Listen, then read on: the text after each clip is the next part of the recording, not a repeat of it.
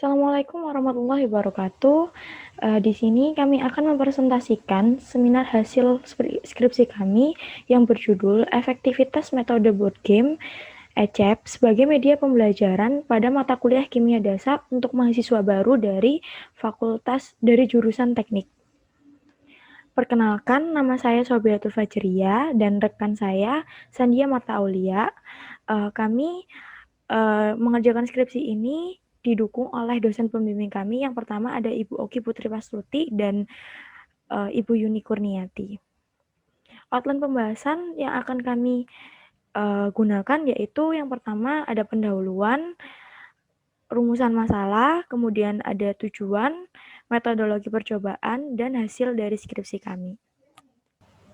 Latar belakang yang kita gunakan yaitu di mana mahasiswa baru teknik nantinya akan mendapatkan mata kuliah kimia dasar. Nah, di mata kuliah tersebut nanti akan berisi teori-teori dan juga rumus kimia yang kebanyakan mengandung unsur bacaan.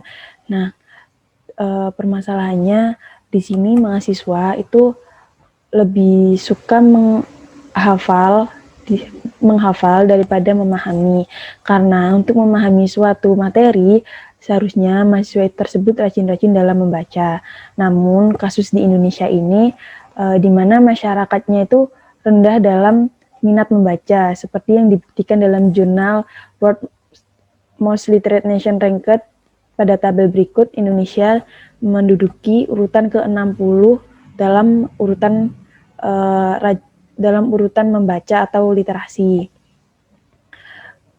Kemudian permasalahannya di sini tuh di kampus pada saat pembelajaran offline, mahasiswa akan diberikan sajian dalam bentuk PowerPoint, pengajaran dari dosen berbentuk PowerPoint yang nantinya akan membuat mahasiswa tersebut akan merasa bosan dan juga sulit menerima materi tersebut. Selanjutnya yaitu kami menggunakan game board dengan prinsip kerja yang sama dengan monopoli. Karena monopoli ini merupakan permainan yang mampu mengembangkan dan mampu memecahkan suatu masalah. Rumusan masalah dari penelitian ini yaitu yang pertama, bagaimana keefektifan metode pembelajaran board game materi perkuliahan kimia dasar untuk mahasiswa baru jurusan teknik. Dan yang kedua yaitu bagaimana cara membuat produk board game materi perkuliahan kimia dasar untuk mahasiswa baru jurusan teknik. Tujuan penelitian kami yaitu ada dua. Yang pertama, untuk mengetahui keefektifan metode pembelajaran board game pada mata kuliah kimia dasar untuk mahasiswa baru dari jurusan teknik.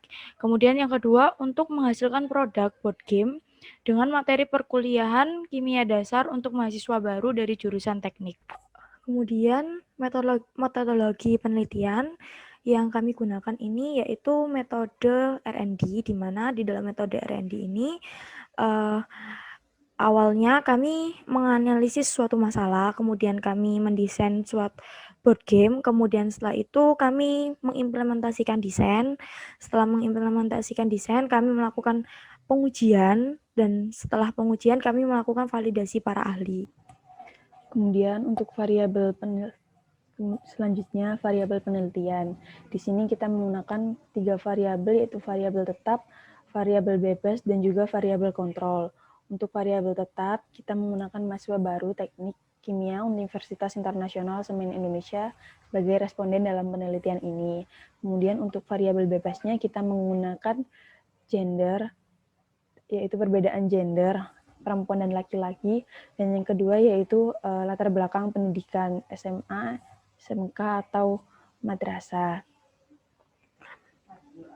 Selanjutnya, hasil penelitian kami yaitu berupa board game yang berbentuk box, di mana arena pada board game kami ini berfungsi sebagai tempat peletakan elemen pendukung seperti bidak atau gaco, kemudian ada kartu dan item game lainnya.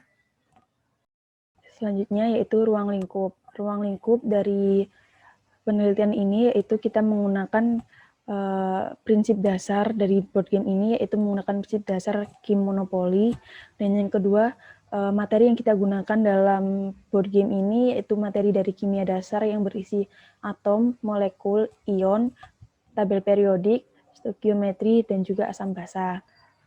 Di dalam board game ini terdapat beberapa kartu pertanyaan di mana setiap kartu memiliki warna, yaitu merah, biru, orange, dan juga ungu.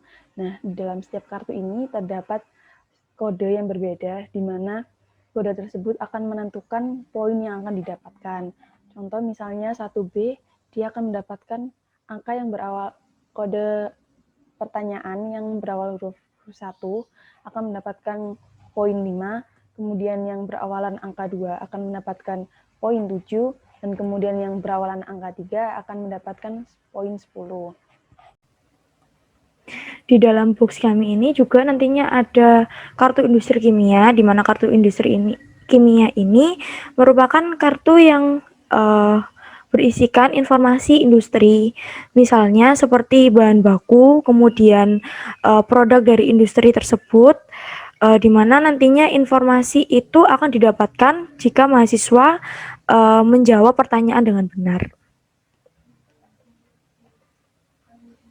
Selain ada kartu industri kimia, di dalam box game kami ini juga berisi tentang peraturan dari board game Ecep, di mana di dalam kartu peraturan itu nantinya akan dijelaskan fungsi-fungsi dari alat-alat permainan, kemudian gimana permulaannya, kemudian gimana cara bermainnya, dan fungsi-fungsi dari setiap kotaknya. Kemudian berikut ini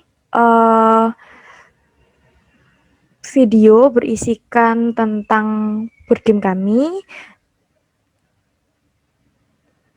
Halo semuanya, ini adalah game Ecep atau Education Chemical Engineering Point. Di dalam box ini yang pertama ada peraturan dari game Ecep. Kemudian ada kunci jawaban dari pertanyaan game Ecep. Dan ada kartu industri kimia, soal pertanyaan sesuai dengan warna yang nantinya akan dimasukkan ke dalam setiap box.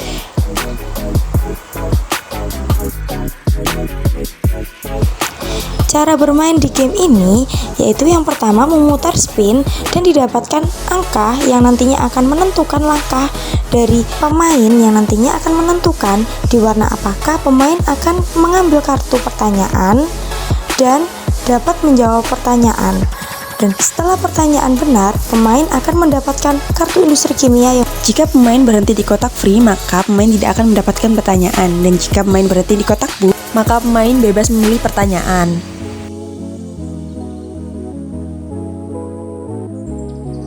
Selanjutnya kita menggunakan 15 responden, yaitu 9 perempuan dan 6 laki-laki, di mana mereka kebanyakan 67% mereka dengan latar belakang SMA, 27% latar belakang SMK, dan kemudian 6% latar belakang sekolahnya yaitu madrasah.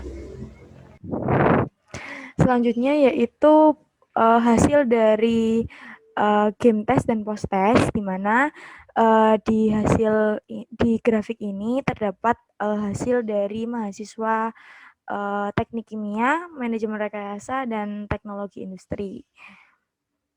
Dan didapatkan perbedaan nilai game test dan setelah dan post test ini rata-rata nilainya itu naik sekitar 25. Dapat dilihat dari chart berikut, di mana terdapat nilai post test versus nilai game test. Dapat disimpulkan bahwa indeks skor rata-rata meningkat sebesar 17,83 untuk siswa laki-laki dan 16 untuk siswa perempuan.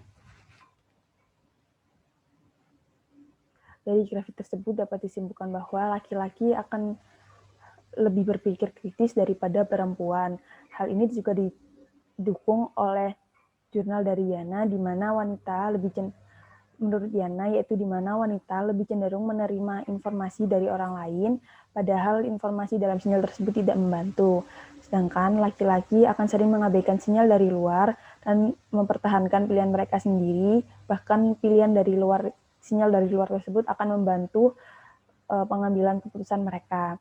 Kemudian hal ini berbeda terbalik dengan pendapat Budi tahun 2017, di mana analisis keterampilan berpikir kritis dalam menyelesaikan masalah ditinjau dari perbedaan gender memberikan informasi bahwa perempuan akan lebih baik daripada laki-laki dalam keterampilan berpikir kritis dan terdapat perbedaan dalam prosesnya.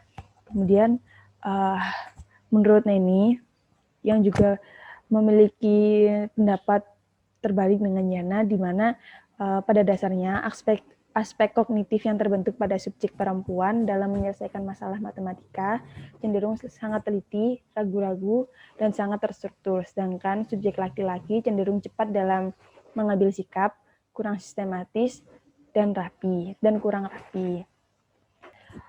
Selanjutnya yaitu hasil dari post-test via Kahoot dan juga via Google Form. Dapat dilihat bahwa pertanyaan yang dijawab tidak berbeda jauh antara pertanyaan yang dijawab benar dari soal medium, hard, dan easy. Namun yang membedakan di sini yaitu mahasiswa akan lebih dari kuesioner yang sudah kita buat, mahasiswa akan lebih memilih game test melalui Kahoot karena menurut mereka mereka lebih suka website yang berwarna. Hal ini juga ditunjukkan dari pendapat Yoga Nanti tahun 2015, di mana kombinasi warna dapat memberikan kesan positif seperti keceriaan, kasih sayang, dan rasa tenang, aktif, bermartabat, dan kuat.